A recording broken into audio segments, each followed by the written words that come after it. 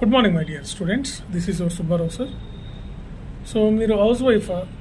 మీరు IAS అవ్వాలనుకుంటున్నారా? Marriage అయ్యి చదవడానికి మీకు అవకాశం దొరకటం లేదా?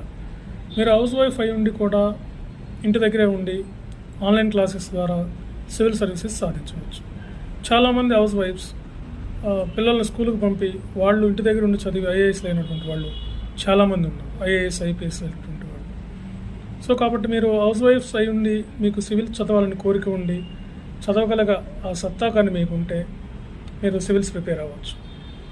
బేసిక్గా మీరు ఇంటి దగ్గరే ఉండి ఆన్లైన్ క్లాసెస్ ఉంటాయి, డీటెయిల్డ్గా క్లాసెస్ ఇస్తాం మేము.